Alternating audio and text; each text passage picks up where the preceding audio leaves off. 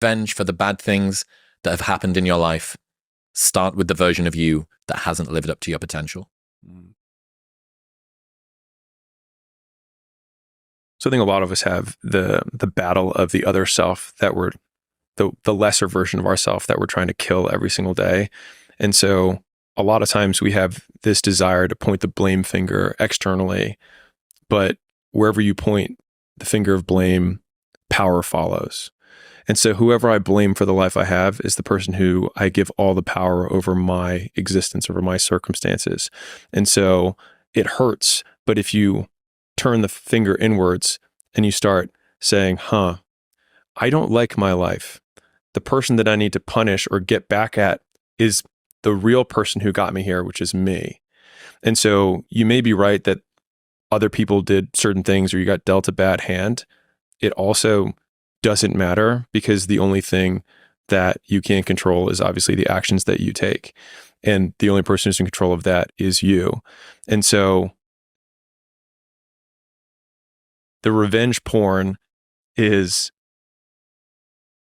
thinking about what the version of you who got you here did, and then acting in the exact opposite of that as many times as you possibly can. And the pain that you feel by rejecting the thing that you used to do that got you into this bad circumstance, that's the real revenge.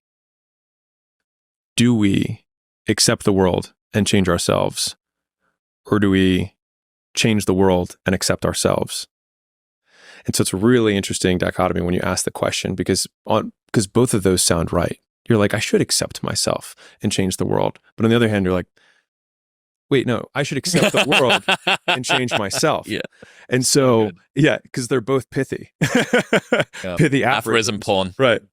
And so I think all of it comes down to when you change yourself, you will change the world because you'll change how you see it.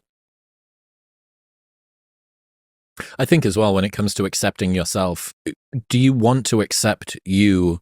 Do you want to accept a version of you that you shouldn't accept? One that you're not proud of, one that doesn't live up to their word, one whose thoughts, actions, and intentions aren't aligned fully. You go, well, I mean, I can, but I don't particularly feel good about that. That feels like the higher version of me, the potential version of me that I want to live up to is, I'm sort of derogating them, that this isn't really the tribute to them that it should be.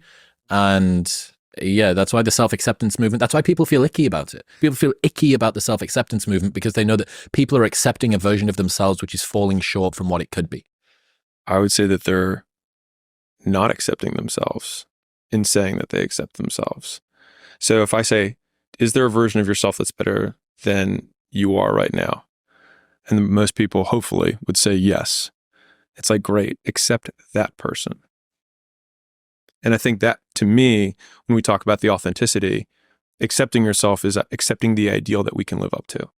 And that is what we accept, not the shitty version of that we are today. And I think that marries both sides of the argument.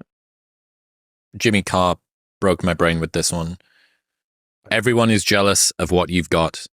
No one is jealous of how you got it. I love that quote. My God. People see the trophies, but not the training ground. Everybody wants the view, but no one wants the climb. I love it. But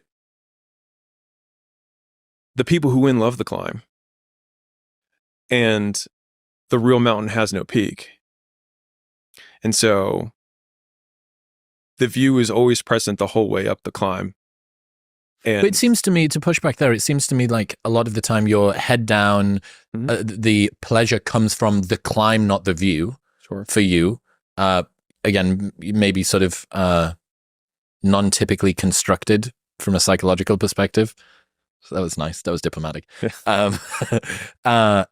So what would you say, and this is something that I think, you know, with these episodes that we do, I often want to try and get you to push a little bit more to adapt your ideas and your insights for people who maybe do have a little bit more of that emotionality that comes through to try and sort of soften this up. Look, I understand that people need more degrees of freedom than me, typically. I understand that people probably can't get themselves to the level of work that I can. So do you ever sort of play with that idea of, okay, what does a little bit of view taking in look like whilst we're climbing?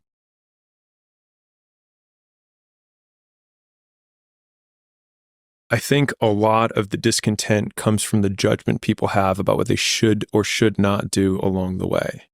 And so they take my description as prescription for what they should do.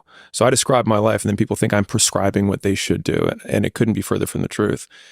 If you want to take a break at every 2 steps and take in the view, do it.